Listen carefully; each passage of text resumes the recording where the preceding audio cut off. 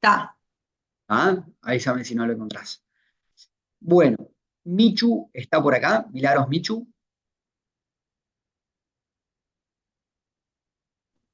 Profesor, buenos días. Buenos días. Bien, ¿empezás tú entonces con Paga? Sí, empiezo yo. Profe, Bárbaro. lo que sí es que estoy desde el teléfono. ¿Cómo, perdón? Milagros. Sí, no sé, alguien había hablado, por eso Me me preguntaron si callé. puede grabar. Sí, ya pongo a grabar. Ahí No, puse. que le decía que no tengo la cámara porque estoy desde el celular, que no sé No hay si pasa problema. algo con eso. No hay problema. Está, bien, arranco entonces. Sí, por favor.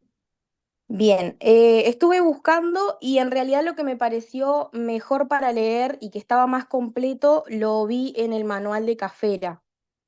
La información, la mayoría la leí de ahí. Y tal, y en realidad las visiones de los autores también las saqué de otros libros, pero también había bastante en ese manual por si alguien quiere buscarlo de ahí, si algo no le queda claro.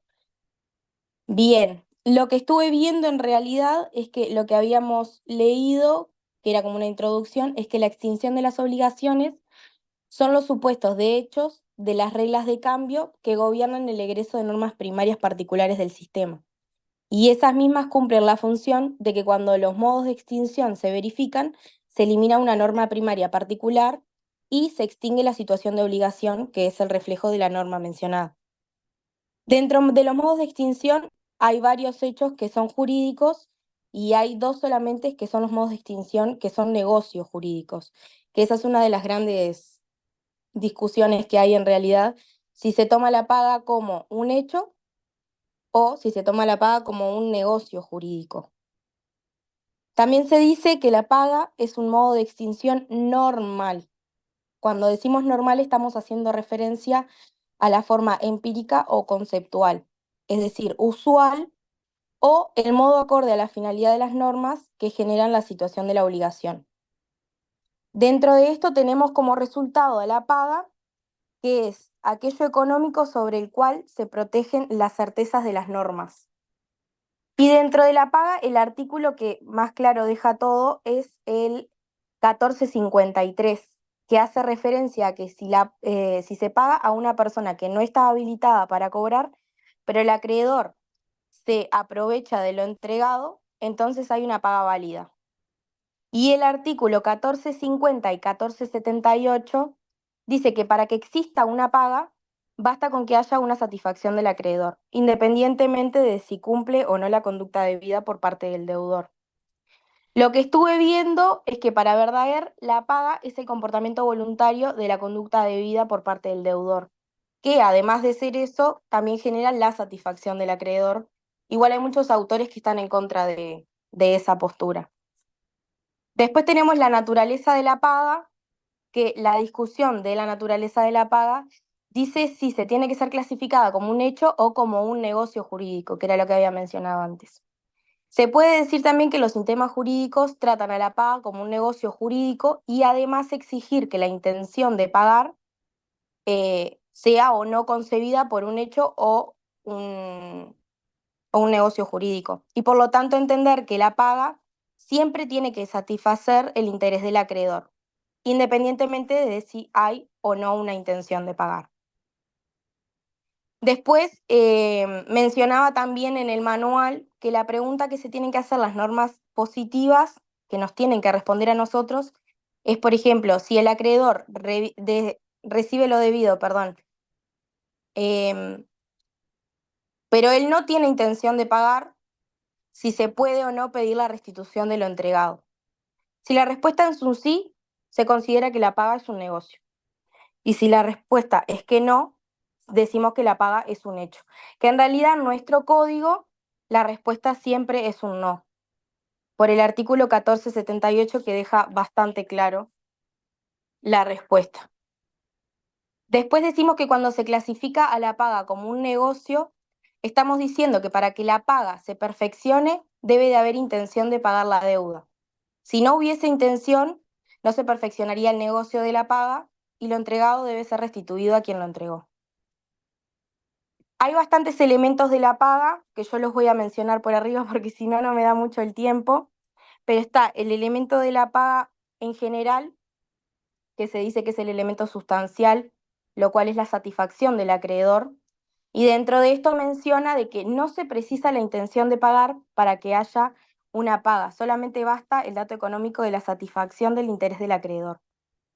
Después decimos que dentro de la relación obligacional tenemos dos extremos, el derecho de crédito y la situación de obligación. Dentro de los elementos de la paga en general tenemos la satisfacción del interés en general, la satisfacción del interés de las obligaciones y las obligaciones de medio y de resultado. Después tenemos el elemento formal que refiere a cómo se paga. Y acá tenemos varios paréntesis. Primero tenemos el principio de identidad, que quiere decir que la paga tiene que satisfacer el interés del acreedor, tal como resulta del objeto de obligación. Después tenemos la paga por entrega de bienes, que es una supuesta excepción al principio de identidad, que está en el artículo 1490, lo cual regula por entrega de bienes, lo cual verifica cuando el acreedor está dispuesto a aceptar que dé la paga con un bien distinto del que originalmente se dijo. Después tenemos las obligaciones alternativas y el principio de identidad, del cual hay más de un hecho que dice cómo puede operar, cómo paga. Y tenemos el principio de integridad, que está regulado por el 1459 y 1378 del Código Civil. Que esto quiere decir que el pago se da en el momento y sin divisiones, es decir, que yo no puedo, si le debo a una persona 10.000 pesos, no le puedo pagar 5.000 pesos y después en otro momento le pago los otros 5.000 pesos. Después tenemos los elementos temporales, que son los plazos de la obligación, que en primera instancia habla de cómo determinar el plazo, que quiere decir que el pacto y la integración, y que el vencimiento del plazo indica la exigibilidad. También tenemos la solución supletoria, que están en los artículos 1333 y 1440. Por otro lado, tenemos los elementos subjetivos, que es quién paga, y acá podemos tener la satisfacción de interés por el deudor o un tercero. Después tenemos la delegación. Después tenemos el compromiso de pagar la deuda ajena o la asunción de deuda. Tenemos también la subrogación legal del tercero que paga, la subrogación convencional del tercero que paga, el enriquecimiento sin causa y los límites cuando no es aplicable la subrogación, y smart contracts. Después tenemos el elemento subjetivo, que es quién debe de cobrar, que es un elemento subjetivo activo. Dentro de esto tenemos al acreedor, al representante, al acreedor aparente y otros. Después tenemos a los acreedores en obligación solidaria, que estos son los indivisibles y divisibles. Tenemos a la oblación y a la consignación, que es la liberación coactiva del deudor. Después tenemos la mora del acreedor y la imposibilidad de pagar, y el beneficio de competencia.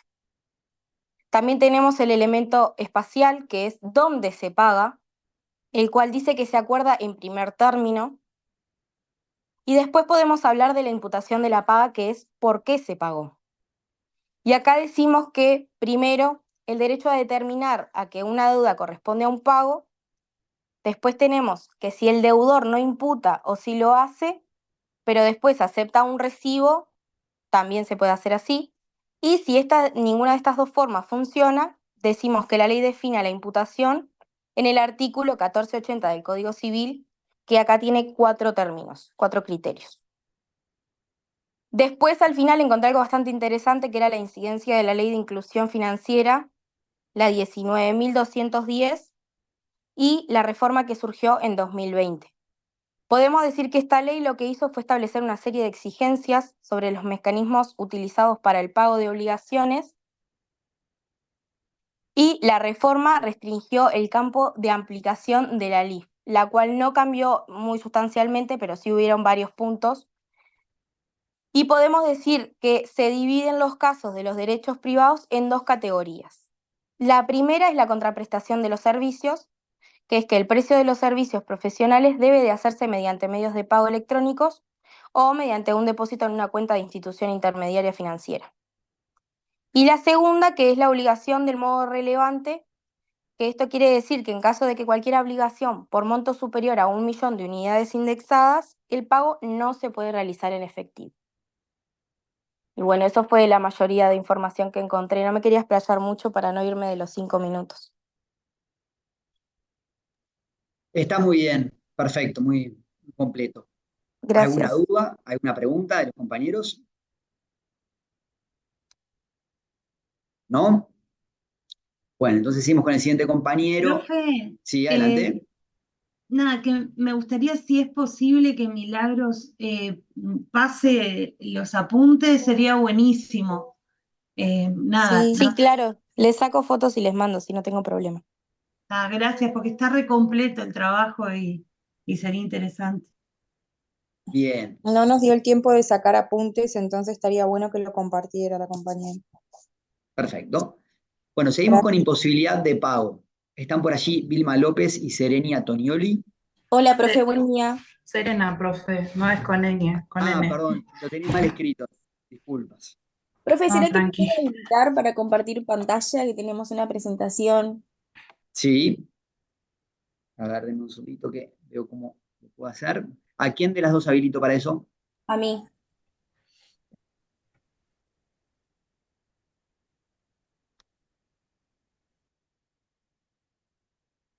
Listo. Oye, gracias. Perdón, Ayala, tenés la mano levantada, adelante. Está silenciada. Ahora sí. Hola, buenos días para todos.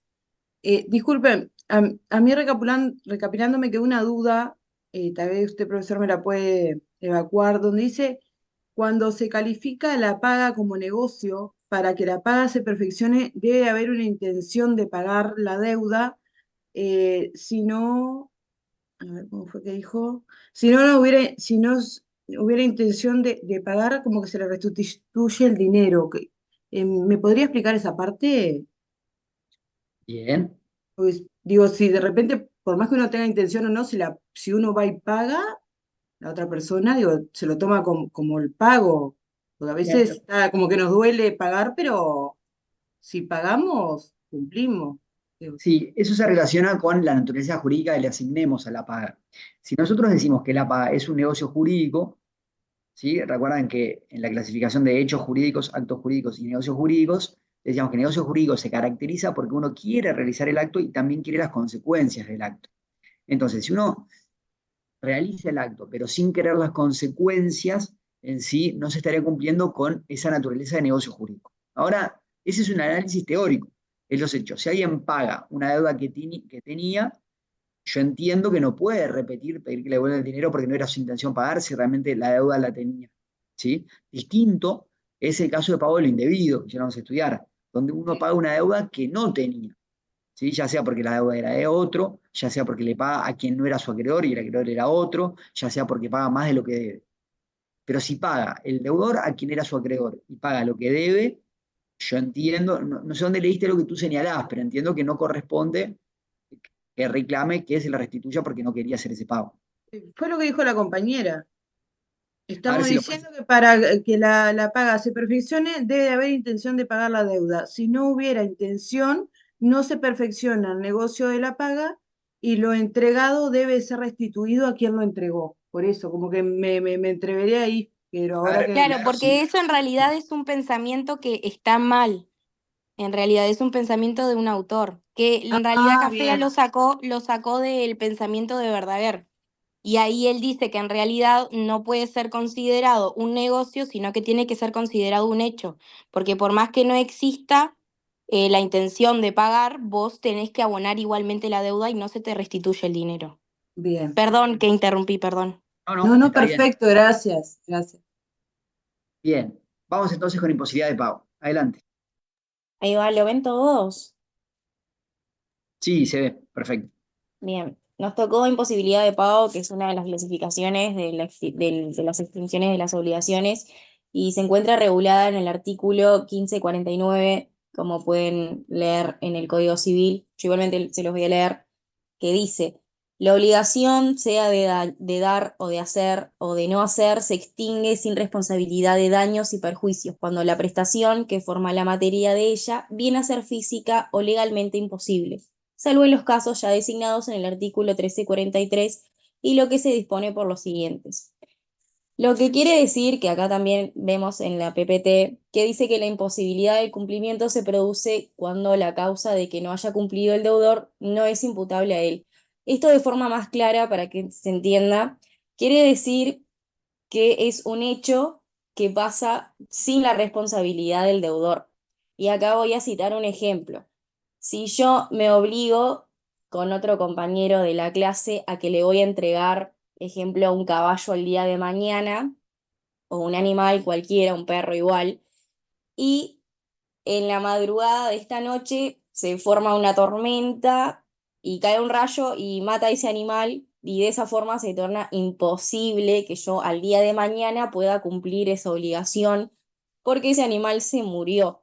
Y eso es una razón o una causa ajena a mí, que yo no lo pueda cumplir al día de mañana. Eso es lo que quiere decir eh, la imposibilidad del cumplimiento, como dice la PPT, sin que haya una causa extraña al gobierno de acciones del propio deudor. No puedo Yo, concretar esa obligación porque pasó un hecho que es ajeno a mí. Hay postulados doctrinarios que está Peirano, que es la doctrina tradicional, que dice que la causa extraña es igual a la ausencia de culpa. Le va a estar al deudor probar que no es culpable. Lo que quiere decir acá de forma clara también es que el deudor, o sea, yo tengo que comprobar que eh, no fue culpa mía de que ese animal a la noche se muriera y que no es porque yo no quiera cumplir la obligación, sino que pasó algo que yo no lo, o sea, que no lo pude prever, o sea, no sabía, no lo pude evitar y terminó pasando y no puedo terminar de concretar esa obligación. Eso es lo que quiere decir Peirano. Y Gamarra dice totalmente lo opuesto, que la causa extraña solo refiere al caso fortuito, fuerza mayor y nada tiene que ver con la culpa del deudor. ¿Sí? ¿Se entiende hasta ahora? Sí, Bien. Serena. Sigo yo. Tenemos los elementos de la causa extraña dentro de la imposibilidad del pago, que acá lo que refiere es que dentro de la causa extraña siempre va a estar el caso fortuito o la fuerza mayor, que es lo que hablaba mi compañera, que es de la culpa del deudor, pero a su vez no lo es. Dentro de la causa extraña vamos a tener dos opciones. Una es la absoluta, que dentro de la absoluta no tiene que ser un obstáculo insuperable para el deudor, solo por la mera dificultad en la cual no se puede exonerar. En cambio, tenemos la objetiva, que lo que trata es que la prestación no tiene que ser imposible para ninguna persona en sí, o sea, siempre tiene que poderse darse la cosa. Puedes cambiar, amiga.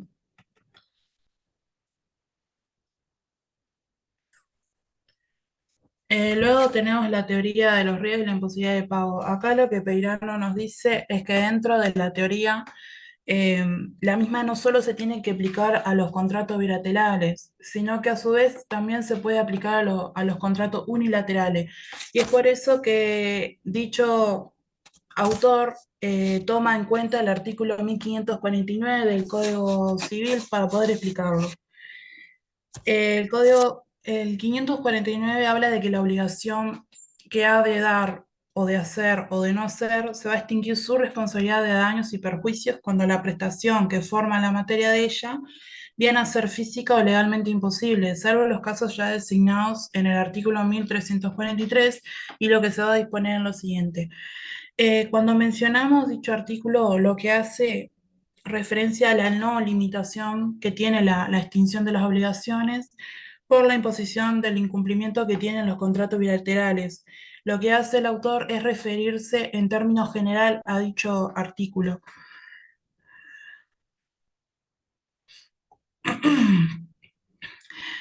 Y acá podemos conceptualizar al riesgo como un peligro en el que la prestación no comienza y ahí es cuando puede ser total o parcial dentro de la imposibilidad fortuita o superviniente. Eh, Cuando se dan las obligaciones de dar cosas cierta y determinada, acá nos acoplamos al artículo 1557 en el cual dice de que tratándose de una obligación de dar, su extinción por la imposibilidad de la paga no hace extinguir la obligación recíproca del autor, del acreedor. Lo que quiere decir es que si el acreedor tiene que darle algo a cambio de la cosa que se está ahí en el medio, la cosa va a aparecer por la causa extraña del deudor, el cual el deudor lo que tiene que hacer es cumplir con las obligaciones. Entonces, a cambio, no se recibe lo que el deudor está obligado a darle, porque no se puede hacer eso, pero en las obligaciones de dar, a su vez, no se va a cancelar la obligación mutua que tienen entre ambas partes. En cambio, si el deudor está incumpliendo, lo que pasa es que se van a realizar cambios y ese riesgo ya no va a existir. Y una vez que se haya establecido dicho incumplimiento, la posibilidad que tiene de afectarlo la posibilidad que va a tener es afectarlo al deudor y no solo al acreedor.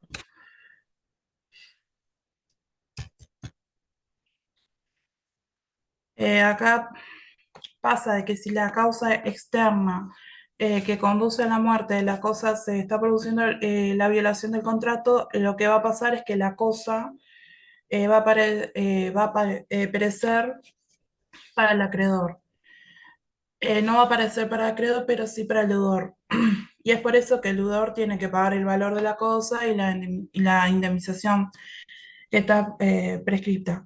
En dicho caso, si la cosa pertenece y no desaparece por la imposibilidad, ahí es cuando va a cambiar la finalidad de la cosa. Pero sí se puede probar pero a la vez se va a poder probar que la cosa si está dañada, incluso si está debidamente ejecutada o comenzada, el poder del acreedor no va a tener la responsabilidad mismo del valor que tiene del caso, sino que solo va a tener responsabilidad de los daños y perjuicios en el cual se derive a la hora del incumplir del contrato. Luego tenemos las obligaciones de dar cosa genérica. Acá lo que sucede es que para el deudor el peligro que estaba se va a desaparecer, pero puede complementarlo con otra cosa para poder cumplir su obligación. Eso significa que no va a poder pasar algo que significara para poder cambiarlo. Luego, en las obligaciones de hacer y no hacerlo, nos encontramos con el inciso 2 del artículo 1557, que en este caso va a pasar que si el deudor no puede cumplir con la obligación, sí o sí va a tener que devolver todo lo que recibió con motivo a la hora de terminar la obligación. Esto significa que va a tener que devolver el precio y más la tarifa que estaban de la cosa, y en este caso el riesgo que tenía el deudor lo va a terminar asumiendo igual de todas maneras. Profe, hola compañera, Sí, ¿puedo hacer una consulta? adelante, adelante. Antes de seguir, podemos, capaz que no se puede, pero podemos ejemplificar cada caso, cada cosa que dijo ella. A ver si se animan las compañeras. Si no, o sea, yo no las quiero poner en compromiso, pero para que me quede más claro a mí cada concepto en un ejemplo. No, ejemplo no tenemos en sí. Claro, en el término de las obligaciones de dar cosa genérica, tipo, ahí vos tenés que tener en claro que el peligro que aparece, que es el riesgo, va a desaparecer, pero siempre podés como tener otra cosa secundaria para poder complementar esa obligación. O sea, si vos tenés una obligación que el peligro desaparece, vos podés usar otra cosa para complementarla. ¿Me explico? Bien, Tenés algo para sustituir, sí. claro, exactamente. En caso de las obligaciones de hacer y no hacer, Y permíteme darle un ejemplo. Mira, un ejemplo de obligación de dar una cosa genérica es, por ejemplo, si yo digo, me obligo a dar un caballo. ¿Sí? Un caballo es un elemento dentro de un género, pero no sabemos cuál de todos los caballos que existen es. ¿Sí? En cambio, si yo me obligo a dar una cosa específica, si yo digo, me obligo a dar el caballo llamado Pepito, ¿no? Vos decís cuál caballo tenés que entregar. ¿Bien? Adelante, perdón. caso, tipo, por ejemplo, en el caso de las obligaciones de hacer y de no hacer, si vos vas al inciso 2 del artículo 1557, acá vos tenés que tener en cuenta que el deudor le está pasando algo en el cual no puede cumplir con la obligación que tiene. Entonces, lo que tiene que hacer el deudor va a tener que devolver todo, o sea, el precio que valía esa cosa, y a su vez también el tema de las tarifas y todo lo demás. Y en ese caso, el riesgo o el peligro, como lo quieras llamar, lo va a tener que asumir el deudor, no lo puede asumir el acreedor.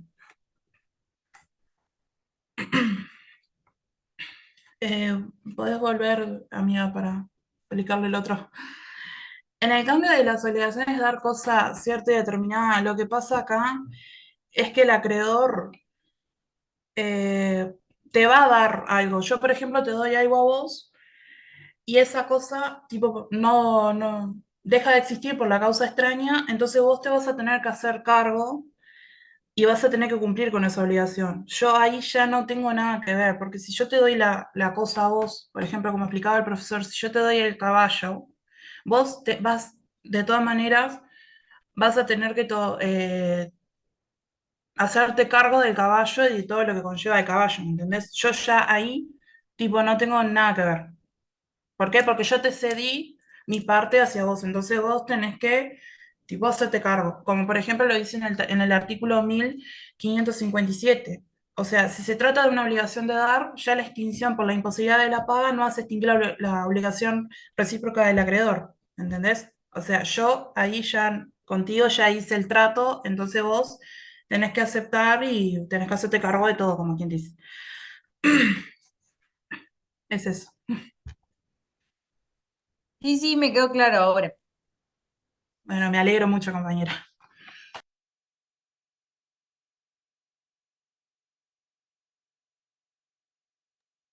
Bien. ¿Algo más que quieran mencionar las compañeras? No, profe, por ahora es eso nomás. Muchas gracias. Por favor, dudas de los compañeros, en que quiera una aclaración. Bueno, entonces seguimos. A continuación viene Valeria Farías con confusión. ¿Estás Acá por ahí? estoy. Bueno, a ver Algo. si me sale lo de compartir pantalla. Bien, Em, déjame que te tengo que buscar para hacerte como anfitriona, para que lo puedas hacer.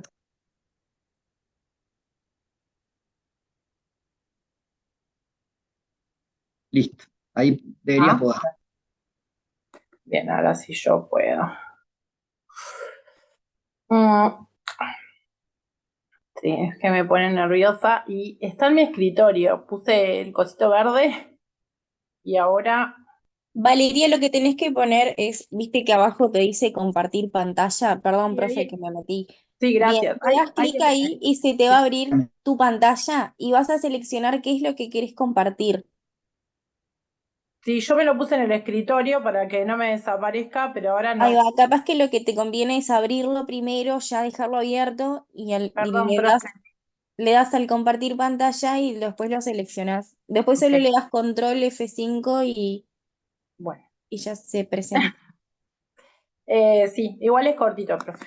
Así que no, me estoy en el tiempo. Eh, Bien, bueno, le voy hablando igual mientras lo logro, porque ahí se ve, ¿no? No, compañera, no se ve. No, bueno, ahí.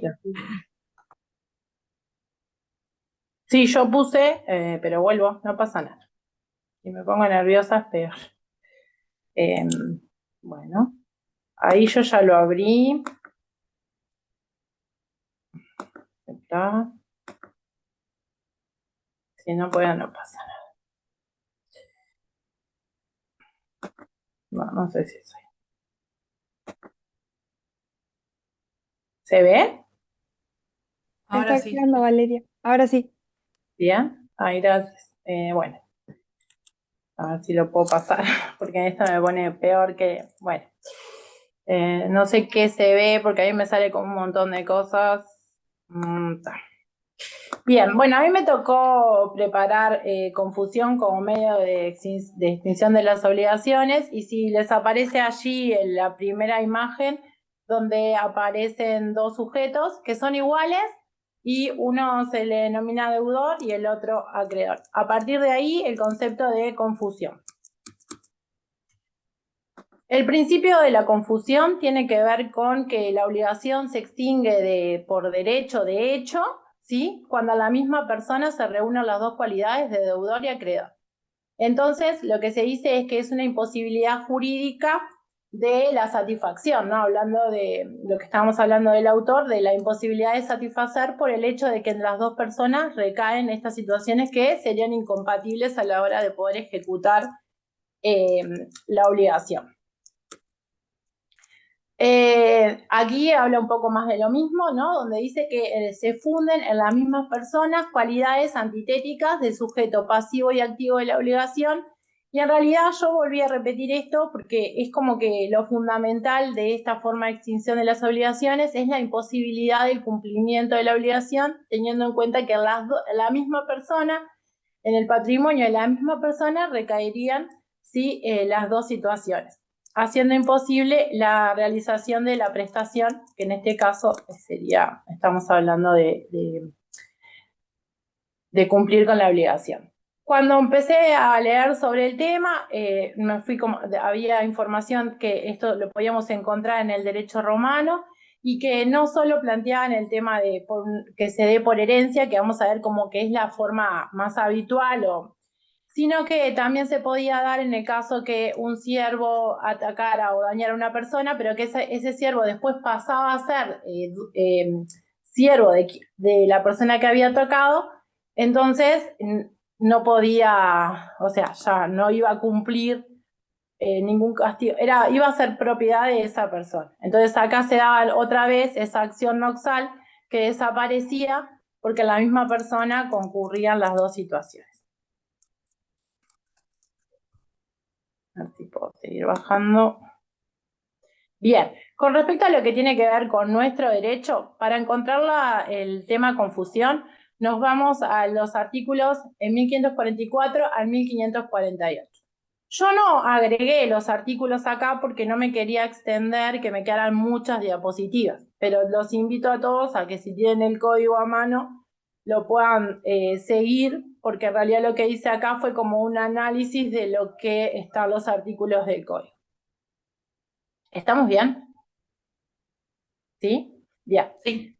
Cuando empezamos a leer al respecto, el 1544 hace referencia a ese principio que les dije recién, ¿no? Como la base de esta forma de extinguir las obligaciones, que dice que en la misma persona coincidirían el activo y el pasivo.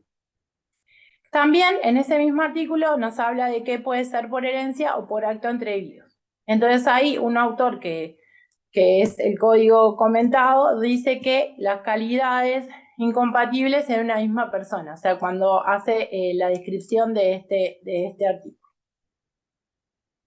Seguimos. Yo no sé qué les aparece a ustedes, pero a mí me aparecen un montón de cosas. Bien. Por herencia. En el caso de la herencia, sería como lo más simple a la hora de que esto, o por lo menos a mí me resultó más simple entenderlo, que es cuando una persona recibe una herencia de la persona a quien le debía. Entonces, lo que se plantea ahí que yo ponía el ejemplo de los 100 pesos, que es el que usa el profesor. Entonces, si yo le debo a mi padre 100 pesos, mi padre fallece, yo recibo por sucesión, y como no me voy a pagar a mí misma los 100 pesos, esa obligación que yo tenía se extingue.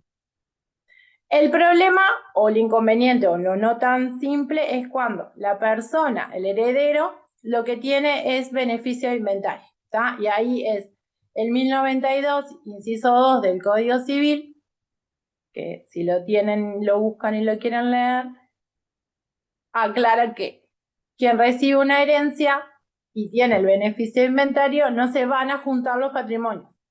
Entonces, en realidad, acá no sucedería. No sé si está bien, profesor, si está como lo entendí yo. ¿Ah? Y después, en caso de que el heredero acepte la herencia simple, su patrimonio se confunde con el del causante, por ende, ahí sí se daría que desaparece la obligación. Bueno. después viene que se puede haber una extinción total o parcial. Total, si yo debía 100 pesos a mi padre y recibo una herencia por parte de mi padre, la obligación se extingue en forma total. Parcial, ahí leí un montón y espero haberlo entendido. Lo que puede ocurrir es que no toda la deuda se extinga cuando yo recibo una herencia. Yo les tengo una sentencia que habla, después se las voy a pasar, que es de unas personas que reciben un campo y una sola de las personas debe. Entonces, en realidad, la deuda no se extingue, solo se extingue la parte que corresponde a quien hereda la deuda que tenía. No sé, profe, si usted después quiere explicar lo de parcial un poco mejor, pero no era tan sencillo porque implicaba que no se extinguía toda la deuda y eso se da cuando hay una pluralidad de sujetos. Luego, estamos acá, también se puede dar, este instituto de la confusión. Me pasé. Ya va. Esperen un poquito, no sé. Bueno, lo que tengo acá es que también la confusión se puede dar, lo aclara el código, ¿sí? Cuando recae en la obligación principal, extingue las obligaciones accesorias, como prenda, hipotecas y fianzas. Pero si recae en las accesorias, no extingue la principal. Eso también es un punto a tener en cuenta cuando hablamos de la confusión, que se puede dar la confusión, pero no necesariamente se extinguen todas las obligaciones. Después también se puede dar la confusión en estos derechos reales, como son la servidumbre, el fideicomiso y el usufructo, cuando se confunden en una sola persona las dos situaciones. El propietario con el nuevo propietario, el fideicomiso con el fiduciario se unen, y el usufructo cuando se consolida con la propiedad. Me puse media nerviosa porque tengo problemas técnicos. Y acá, el 1548 del Código Civil da lugar a algo que se cuestionan los autores, si realmente la confusión es un medio de extinguir las obligaciones o, como dicen, es un obstáculo. Porque lo que puede llegar a suceder es que si lo que dio lugar a la confusión se anula, se harían ejecutables las obligaciones.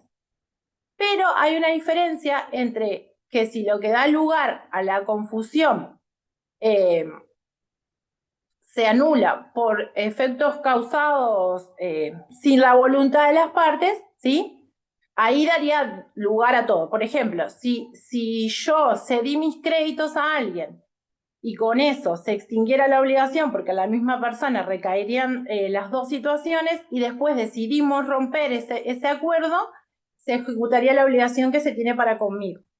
Pero si lo que ocurre, por lo cual esa confusión desaparece, no tiene que ver con la voluntad de los sujetos involucrados, no podríamos perjudicar a un tercero. Y ahí yo, para entenderlo, estuve leyendo, por ejemplo, lo que pasa con la ley de organización empresarial. Supongamos que sea una confusión en una persona que le debe a otra, es dos empresarios, supongamos, acuerdan y la obligación se extingue, ¿no? Uno le debe al otro, entonces el otro le cede los créditos y la obligación se extingue. Estos dos empresarios después deciden que ese negocio, eso no va a suceder, se cancela. Y en el medio había empleados, trabajadores que tenían que cobrar.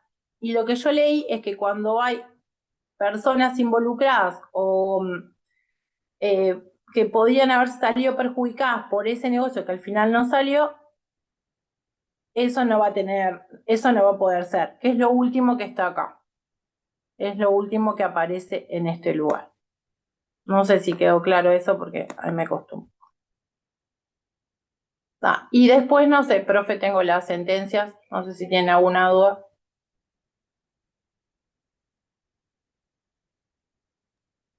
¿Dudas, compañeros? Las sentencias que tengo son dos, y las dos se resuelve que se da la confusión, por ende se falla a favor de las personas. Es es un caso, un remate, donde se le quiere cobrar a una de las partes y la parte alega que hay confusión y se falla a su favor. Después se la paso, me costó mucho entender el lenguaje técnico, y otra tiene que ver con el desalojo de un campo, donde una de las partes que pretende el desalojo del campo es el padre de una persona que vive en ese campo. Entonces ahí se dice que es el hijo le debería al padre. Después se la paso y la analizamos juntos.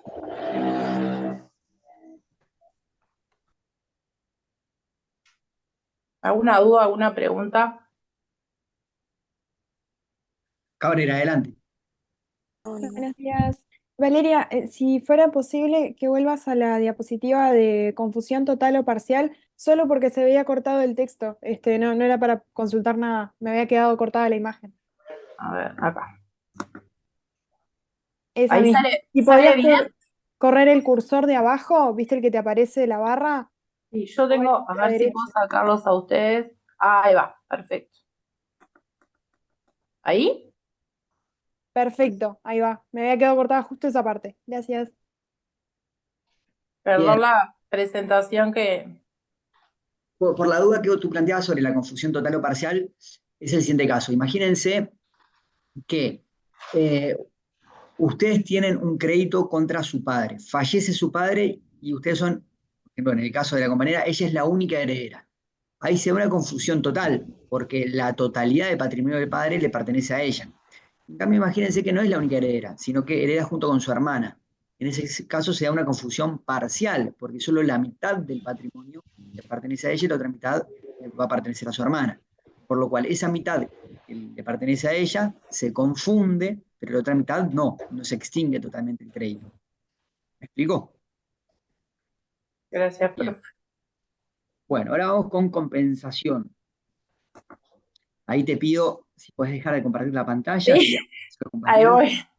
Espere. Arriba te figura dejar de compartir pantalla. Ah, voy. Si no me sale. Bueno, ¿están por ahí Nancy Delgado y Antonella Borges? Correcto, profesor. Bien. Estamos. ¿Precisan compartir pantalla? No, profesor, no tenemos Bien. la PPT, así que bueno, Bárbaro. en esta instancia, bueno, la debemos, ¿sí, profesor? No es necesario, por favor. Adelante. Bueno, va a iniciar mi compañera Antonella con lo que es el concepto de compensación, ¿sí? Bien. Adelante, Anto. ¿Se me escucha bien ahí? Sí, Antonella. Sí, perfecto. A nosotros nos tocó con Nancy hablar un poco sobre lo que es la compensación. La compensación es un modo de distinguir las obligaciones recíprocas entre dos personas para evitar así un doble pago entre ellos, siempre y cuando ambos reúnan la calidad de acreedor y deudor, sin importar cuál sea la causa de esa deuda. O sea, es decir, que es cuando dos personas se obligan a ellas mismas a deberse algo.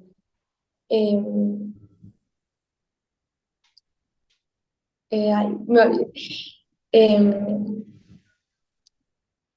Se produce cuando se exige a ambos, ay. O sea, no se exige que un acreedor demande a un deudor, sino que es un derecho que Si eso es tuyo, entre... van a disponer tu plata. Hay un micrófono Esto prendido. mantengan a las moscas, ¿no? Qué pesado, callate un poco. Creo que el de Florencia está abierto, si lo puedes cerrar. Yo te acá en el también. Cerremos. No sé si se quedó un poco claro lo que dije, lo que pasa es que estoy un poco nerviosa. Si no lo vuelvo a repetir, no hay problema. No, está muy claro. Adelante. Bien, los efectos de la compensación se encuentran regulados en el Código Civil en los artículos 1504 y 1399 en materia de solidaridad pasiva, mientras que en solidaridad activa no se encuentran regulados los efectos de la compensación. Bien, era eso. ¿Podés repetir los artículos, compañera? Sí, el artículo 1504 y 1399 del Código Civil para la solidaridad pasiva.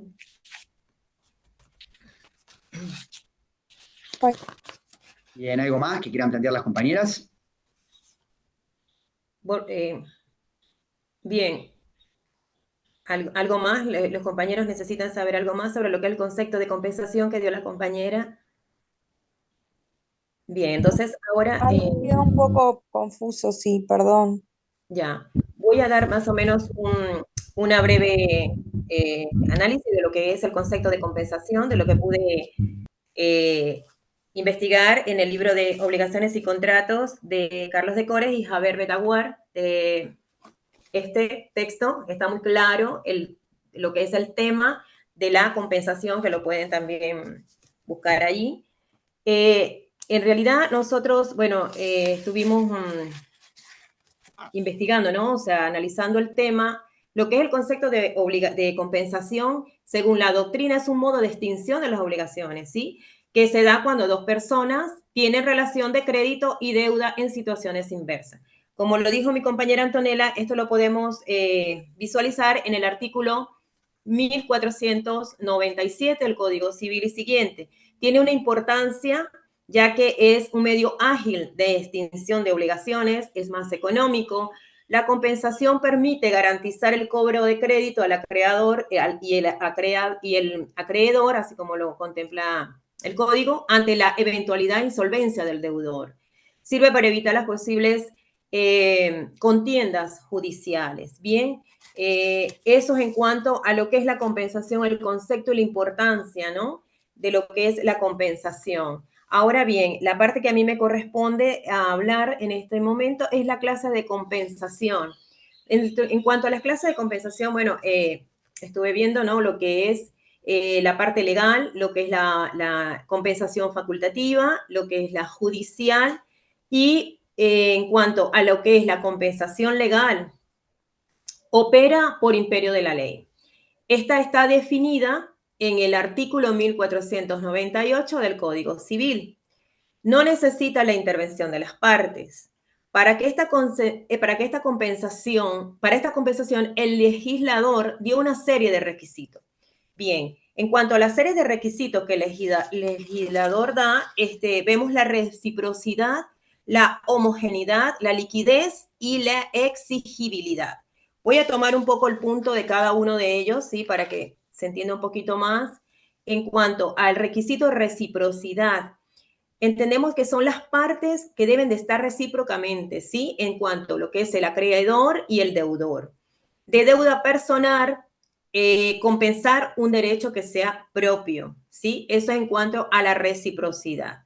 En cuanto a la homogeneidad, lo contempla el artículo 1499 y el 1500 del Código Civil, que nos dice, nos habla también, el objeto de ambas deudas tiene que ser del mismo género, ¿sí? Esto es cuando es homogéneo, ¿sí? En este requisito vemos que solo se da en deudas de dinero o cosas fungibles. Estas cosas fungibles, bueno, ya lo entendemos nosotros como estos bienes que son comestibles, o sea, perdón, que son bienes muebles, ¿no? Las cosas fungibles, ¿no? Dinero, por lo menos el dinero, el combustible, entre otros, en cuanto a la parte de la homogeneidad como tal, ¿no?, para que sea cumplido. Ahora, en cuanto al requisito de exigibilidad, tiene que haber vencido el plazo o cumpliéndose la condición. Por tanto, si la obligación está sujeta a plazo y condición, dice que no puede ser compensable y naturales y tampoco porque no son exigibles, ¿sí? Esos serían los requisitos de la compensación de manera legal, ¿sí? Estos que estuve mencionando anteriormente serían los requisitos para la compensación legal, ese tipo de compensación legal. Ahora, voy a tomar ahora el punto de cuando no se puede no puede haber una compensación legal. Hay un ejemplo, ¿no? Cuando nos habla de cuándo no procede la compensación legal. Esto no puede proceder cuando se da o se perjudiquen los derechos de los terceros. En el artículo 1511 nos dice, no se puede compensar con él los casos de demanda en donde se pide que se restituya la cosa. Ahí la compensación legal no procede. O sea, no se puede pedir también en los casos de demanda de alimento ni en los casos de violencias o fraude. ¿Sí?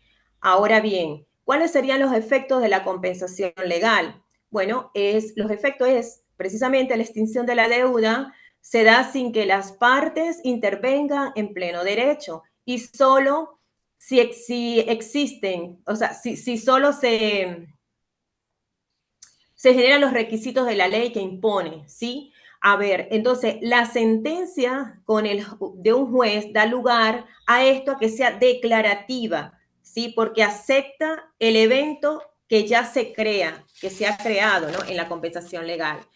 Ahora bien, vamos entonces al otro tipo esto es en cuanto a lo que es la compensación legal. Ahora vamos a la compensación facultativa o voluntaria. ¿Cómo puede ser esta compensación facultativa o voluntaria? Puede ser convencional, también, ¿no? Nace en el acuerdo de voluntades de las partes. La finalidad de las mismas es que se genere la extinción. Esa es la finalidad de esta compensación convencional, ¿sí? Cuando hablamos de compensación facultativa, bueno, vamos a lo que es una compensación convencional y a la compensación facultativa. La facultativa es la declaración unilateral de voluntades. Solo opera por la voluntad de quien genera, de quien lo invoca y se le impone de forma obligatoria a la otra parte, ¿sí? Esto sería la compensación facultativa. Ahora, por último, tenemos lo que es la compensación judicial, ¿no? En esta compensación no existen las condiciones de la ley. El juez puede conceder, es decir, la compensación se verifica cuando aún no existiendo las condiciones reclamadas por la ley, compete al juez concederla. Esta es la compensación judicial. Bien, entonces, no está prevista en ninguno de los artículos del Código Civil, ¿sí? Sino que se trata de situaciones en que falta de alguno de los presupuestos, o sea, que en falta de alguno de los presupuestos de la compensación legal, o sea, que faltaría uno de los presupuestos por la compensación legal. Entonces, repitiendo otra vez a lo que es el concepto de la compensación judicial, porque capaz no sé si de pronto se confunde un poco con la legal. Esta compensación no existe en las condiciones de la ley, así como ya lo planteé generalmente, ¿no? Solo se puede conceder por, como te digo, reclamando a través de la ley competente, o sea, y yendo delante a un juez y conduciéndola, o sea, estando, como te digo, buscando de tratar de mejorar la situación pero ya en condiciones diferentes, o sea, no igual a lo que ya habíamos hablado anteriormente. Creo que esta parte como que no quedó muy claro. No sé, profesor, es lo que más o menos pude analizar de lo que el texto, pues estuvimos trabajando, ¿sí? Entonces, todo esto es lo que refiere a la compensación, ¿sí? Como ya lo planteó mi compañera, el concepto, el tipo de clase de compensaciones que existen y, bueno, es lo que podemos aportar, ¿sí? Sobre el tema de hoy, el tema elegido. Así que, bueno, alguna duda o pregunta, profesor, no sé si hay algo que aclarar acá con el tema que nosotros estamos exponiendo. Estamos abiertos a escuchar alguna consulta o alguna duda que necesiten. ¿Sí, mis compañeros? Bien, ¿alguna duda? No, profe. ¿No? Bien. Profe, Sí. perdón, no sé, me puso como confitriona, no sé, fue sin querer, pero yo acepté unos compañeros, pero porque le estaban preguntando, pero Perfecto. sáqueme. Bien, ahora veo cómo se hace para sacar, que no lo sé. Bien, vamos con remisión. Analía Larraga y Facundo García. Aunque creo que lo hacía solo Facundo, me parece, ¿puede ser? Eh, sí, no tengo problema, la O lo hago. hacen los dos? ¿Cómo quedan al final? Hacemos los Bien, dos. Empieza Facundo y después sigo yo. adelante. Dale. Bueno, antes que nada, está Paula Morales por ahí, que hoy andaba preguntando sobre algún ejemplo. Oh, sí, acá. Yo me acordé tuyo e hice un pequeño contrato acá de Sí. compraventa y puse el nombre de los dos y ahora vas a entender más adelante. Perdón, Bueno, ¿ustedes precisan compartir pantalla? no, no, no. Perdón que no aclaré antes. Voy a empezar con el capítulo. Bueno, el tema es la remisión. Artículo 1515 del Código Civil. La remisión básicamente de la deuda es la renuncia del acreedor a los derechos que le pertenecen contra el deudor. Básicamente es que yo como acreedor renuncio a lo que me tiene que pagar el deudor, en este caso Paula. Ahora voy a ir a las palabras que yo subrayé, después si quieren leer, el libro de obligaciones de Cafera, artículo 7, página 763. La remisión es la renuncia al crédito por parte del acreedor. Artículo 1515, como le decía recién. Es un negocio jurídico unilateral extintivo. ¿Por qué unilateral? Porque yo como acreedor puedo renunciar a la deuda de Paula. Es decir, Paula, perdón las palabras, Paula, no me pagues más. No quiero que me pagues, bueno, a partir de ahora que te puedes quedar con la casa y renuncio a tu pago. Después, la extinción, perdón, es una extinción de derecho subjetivo, como le decía recién. Em, es una expresión más del principio de autonomía privada. ¿Por qué privada? Por el contrato, como le decía, que hicimos entre los dos. Se trata de un negocio consensual, porque yo le estoy diciendo a la deudora, en este caso Paula, de que estoy renunciando, como le decía. Perdón que repita varias veces la palabra. Eh, acá viene de nuevo lo del contrato, aunque la obligación a que refiere haya sido un negocio solemne, o sea, solemne vendría a ser del contrato, ¿no? Mediante un escribano. Y acá lo último vendría la parte de que puede ser expresa o tácita. Las mismas están expresadas en los artículos 1518 al 1520, que si quieren se los puedo leer o alguno de ustedes lo puede ver por su parte. No tengo problema por eso. Y acá viene la parte de expresa o tácita. Expresa sería que yo le digo a Paula, como le decía hoy al principio, que a partir de ahora se puede quedar con la casa y básicamente no me tienen que pagar. Y tácita sería, Paula, ¿viste el contrato que firmamos hace, no sé, 5 meses? Ahí se ve más cerquita, contrato de compra-venta, la casa, dinero y acá el nombre de los dos. Paula, yo tácitamente vamos a romper el contrato y automáticamente hacemos la revisión del mismo. Creo que quedó bien claro, me parece, y dejo para Analía lo otro. Bueno,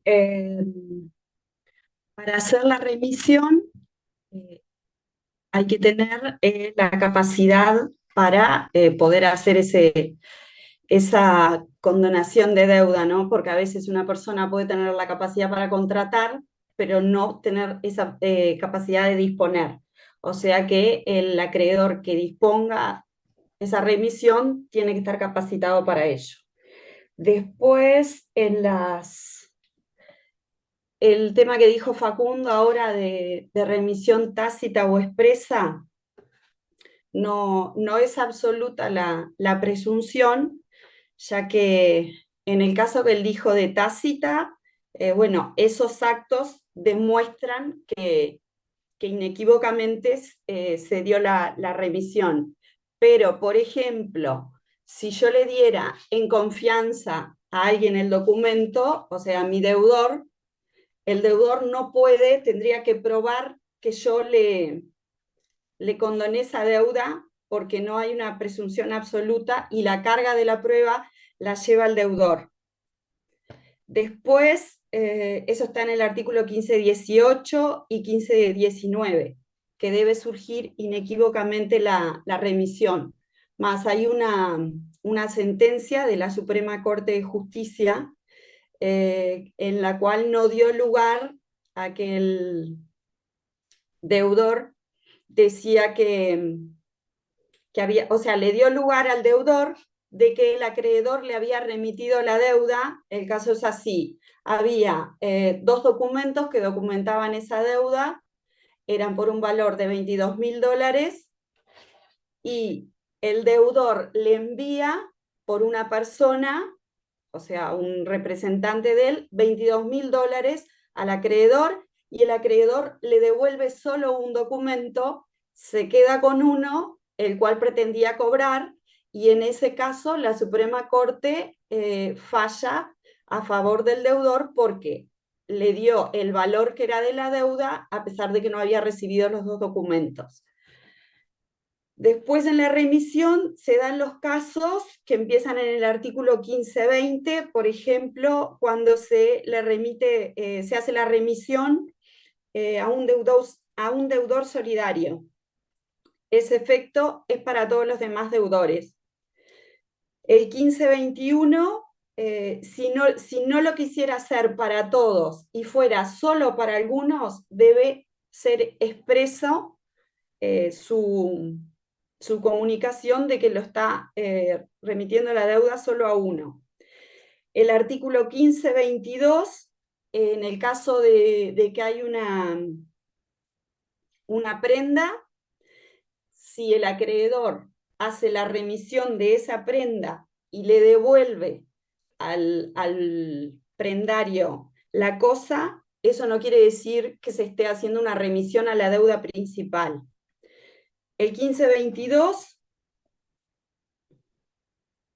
disculpen, el 1522 es el de la devolución de la cosa en caso de prenda, que no hace la extinción de la deuda principal, solo la relación con el prendatario.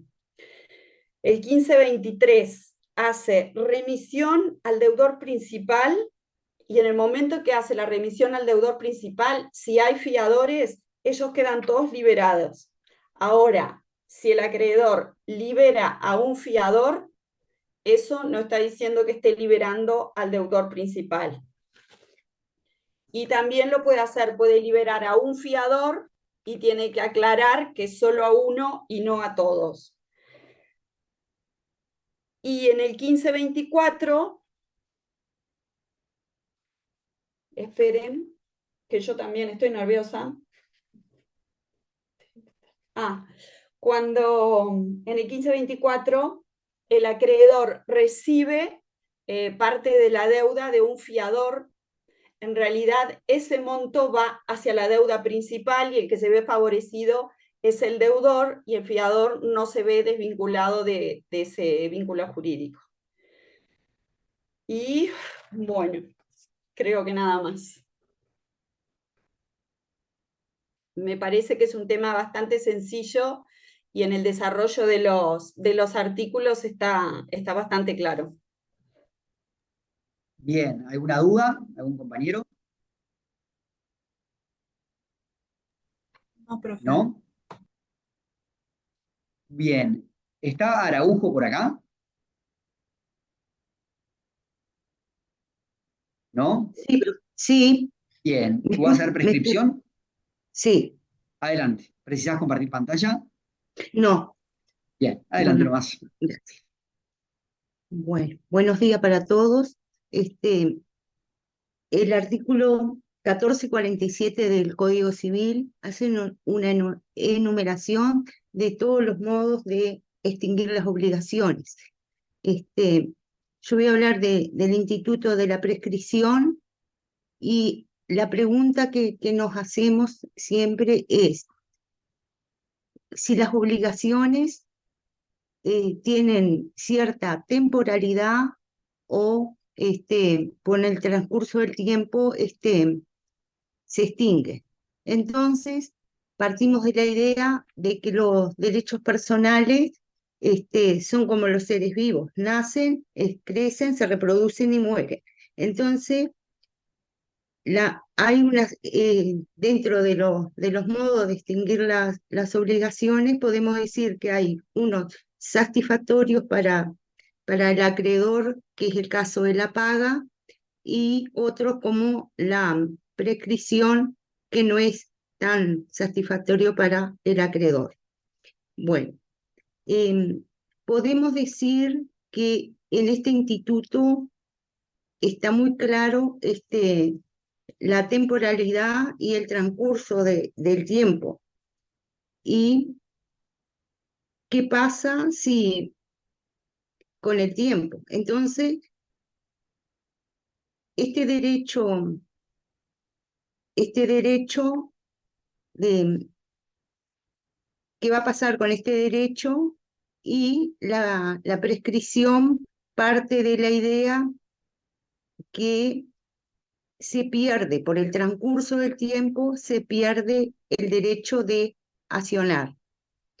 Y eso se va verificando, y entonces al extinguir el derecho de acción, ahí eso da derecho a la prescripción.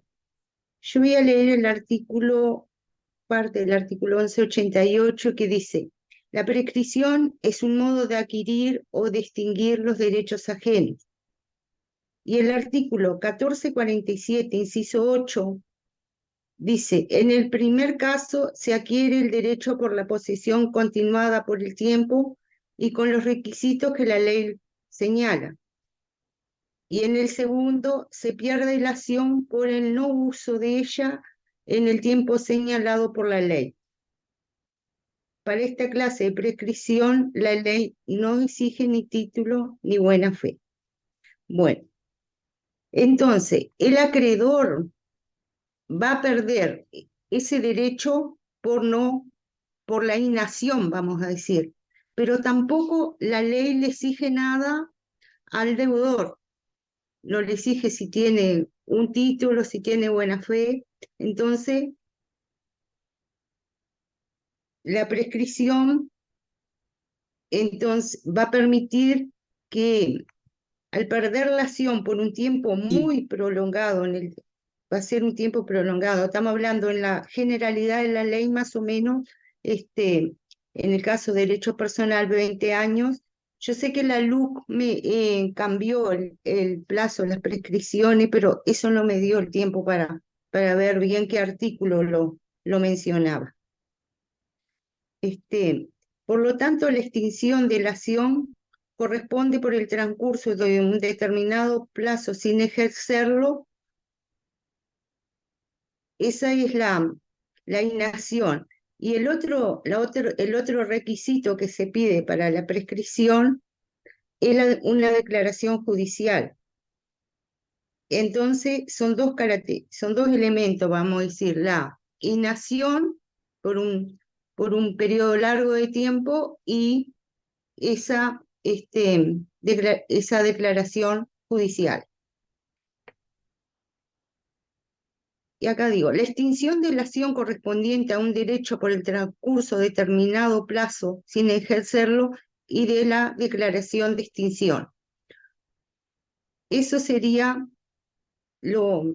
entonces, los elementos serían no el ejercicio de derecho por un por un tiempo determinado, y la declaración judicial. Y el efecto que hace eso es la extinción de la acción. Entonces acá es como que no puedo accionar judicialmente, y en este caso es una obligación civil que va por no ejercer los derechos, va a pasar a ser como una obligación natural.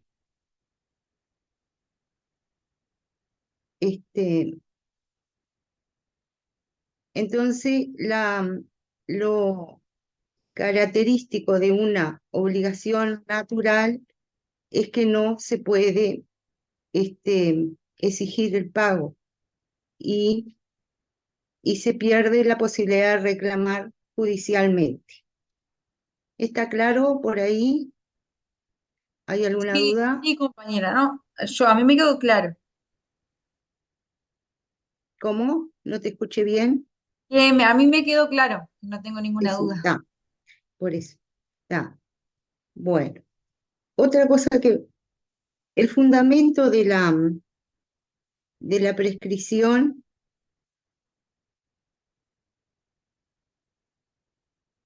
hay autores que dicen que es como una sanción al no ejercer, a la inacción, pero muchos autores lo enfocan más bien por el tema de seguridad jurídica, porque entre ellos Peirano, porque el no actuar por un lazo muy prolongado en el tiempo, eso hace que no hay un interés ahí para satisfacer del acreedor. Por lo tanto, esa inacción por ese tiempo tan prolongado hace que se pierda el derecho. Entonces, más bien enfocan a una certeza jurídica, y también hay autores que el fundamento para la prescripción lo establecen por la circulación de los bienes y servicios. Bueno, por ahí vamos. Bueno, ahora hay distintos plazos en la prescripción.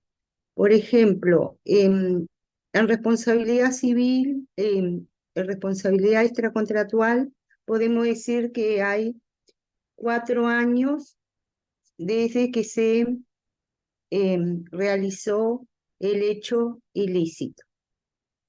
Después, en el caso de la prescripción de bienes, de inmuebles, que fue lo que yo mencioné, que la LUC lo cambió, que ahora es a 20 años, que antes era 30 años la prescripción adquisitiva, ahora creo que lo bajó a 20 años, y todo ese tema de los plazos establece que vencido esos plazos, esa obligación pasa a ser natural, y se declara la prescripción, empieza a correr desde el momento en que se hizo la última paga ahí, ese es el momento. Y hay plazos generales, por ejemplo, lo establece el artículo 1216 en acciones personales y particulares, como lo había mencionado anteriormente, el caso de responsabilidad extracontractual de 4 años. También ahí incluye vales y títulos valores, que también su prescripción es de 4 años. Y por lo que yo vi en el artículo 38 de la ley del consumidor, ahí también establece un régimen de plazos para el caso de lo que esa ley cubre jurídicamente. Bueno, la prescripción está regulada por el artículo 1188, que es el régimen jurídico de la prescripción, y la prescripción en general lo regula el artículo 1215.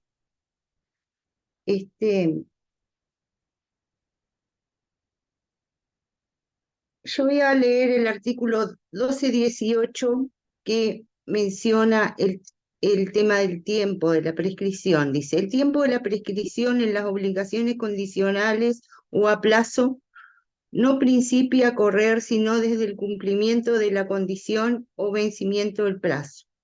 En la obligación de saneamiento no corre, sino desde que tiene lugar la evicción. Bueno, en este caso, y después tiene el plazo para reclamar algunos sujetos particulares. En este caso está hablando del artículo 12 y 19 del Código Civil, que dice: en las obligaciones con el interés o renta, el tiempo para la prescripción del capital empieza a correr desde el último pago del interés o renta. Y bueno, y después puedo mencionar que la prescripción no se puede renunciar de antemano. Y bueno, por ahí estoy con el tiempo en prescripción. Después hay, no sé, algunos autores hacen una comparación entre caducidad y prescripción.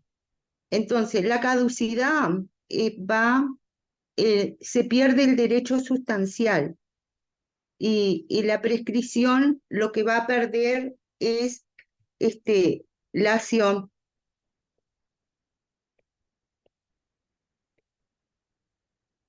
Bueno, por ahí estoy, profesor. Bien, muy bien. Después vamos a hacer un repasito de algunos de los aspectos que han mencionado. ¿Cómo? No, que después vamos a hacer un repaso de algunos de los aspectos que han mencionado. Pero en general, muy bien todos y les agradezco el esfuerzo. Burgos, adelante. Sí, no, simplemente una consulta porque no me quedó claro, porque creo que la compañera habló de la prescripción como modo de extinción de las obligaciones, pero a su vez también me veo no sé si fue la sensación que yo tuve, que se entreveró un poco con la prescripción con el modo de adquirir el dominio, que en realidad que me parece que son cosas distintas, porque, o sea, una de la prescripción como modo de extinguir las obligaciones, que sí prescribe, por ejemplo, una deuda que yo tengo y que si no me la cobraron durante determinado tiempo, después no tienen derecho, digamos, a reclamármela.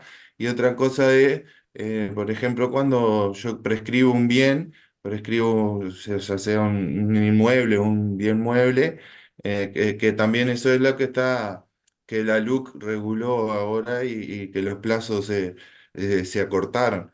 No sé, esa fue la sensación que me dijo a mí que hubo como Yo hablé de la, de la,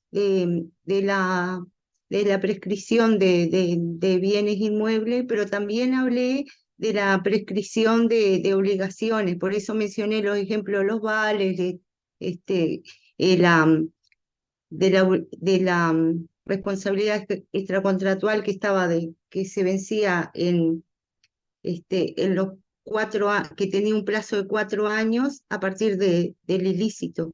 Sí, capaz que en algo ahí, capaz que no me quedó muy claro que tú comentás, pero hablé de las dos cosas, tanto el tema de inmuebles como, vamos a decir, de las obligaciones personales. Y sí, también mencioné que en la LUC se había modificado los plazos del tema de los inmuebles. Yo digo, no me había quedado muy claro en esa parte. Digo, por eso, porque yo tenía entendido que eran cosas distintas, como modo de adquirir el dominio es una cosa y como extinción de las obligaciones es otra. Sí, un breve comentario sobre eso. En realidad, el código regula conjuntamente la prescripción como modo de extinguir y la prescripción como modo de adquirir, que es lo que se llama también usucapión. Y a su vez también brinda normas específicas para cada una de estas dos categorías. ¿Sí? El concepto en sí es el mismo, nada más que las consecuencias varían. En la prescripción como modo de adquirir, bueno, ustedes estudiaron el año pasado, es uno de los modos de adquirir el dominio, ¿sí? Donde básicamente, si uno acredita que durante determinado plazo, eso varía según es un bien mueble o un bien inmueble, según se tenga justo título, buena fe o no se tenga, ¿bien? Tienen actos posesorios y además el ánimo de posesión, frente a un juez se presentan y el juez eventualmente los declara como nuevos propietarios del inmueble o del mueble. ¿Bien? En cambio, la prescripción como modo de extinguir una obligación implica que se extingue ese derecho de crédito, Pero a diferencia de lo que sucede en el modo de adquirir, ese derecho se extingue y nadie lo asume. En la titularidad de un bien, ¿sí? No puede extinguirse el derecho de una persona y que nadie lo asuma consecuentemente, ¿sí? Por eso es que está regulado el sistema como modo de adquirir, no como modo de extinguir, ¿sí? En cambio, en la prescripción de un crédito, sí, se extingue ese crédito sin que nadie reasuma la titularidad de ese crédito. ¿Bien? Hay una raíz común con especificaciones en cuanto a plazos y condiciones para cada uno de ellos. Bien, acá tengo que levantar la mano. Virginia Soledad, me aparece cortado el apellido, Bras, no llegó a ver. Adelante. Sí, no, iba a hacer esa aclaración en realidad, sí, que usted acaba de hacer entre los modos de extinguir las obligaciones y el dominio. Y creo que lo que la compañera manifestó, yo entendí lo mismo que el compañero en cuanto al tema de los cambios en la legislación actual, en la ley de urgente consideración, respecto a los modos de extinguir en cuanto a los bienes. Que eso le iba a preguntar a usted para ver si nos podía hacer esa aclaración, porque ella lo mencionó varias veces y quería que usted nos confirmara si ahí hubo o no hubo en realidad modificación, porque yo tenía entendido que en realidad era respecto al dominio y a los bienes. Respecto de los modos de extinción también, porque nosotros teníamos que, previo a la LUC, teníamos un plazo de prescripción de las obligaciones de 20 años, ¿sí? Y un plazo de prescripción de la responsabilidad extracontractual de 4 años. ¿Bien? El de responsabilidad extracontractual en 4 años se mantuvo incambiado, pero sí se redujo el plazo de 20 años a 10 años en prescripción de las obligaciones. ¿Sí? Y sin perjuicio de alguna discusión sobre las prescripciones más cortas de créditos tributarios y demás, pero bueno, no nos vamos a meter en eso acá, lo dejamos para derecho financiero. ¿Sí? Está perfecto.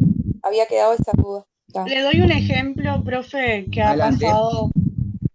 ha pasado, no sé lo concretamente, pues estaría bueno que lo explicáramos. Con esto, con lo que pasa en Argentina, muchos argentinos quisieron venir para Uruguay, ¿tá?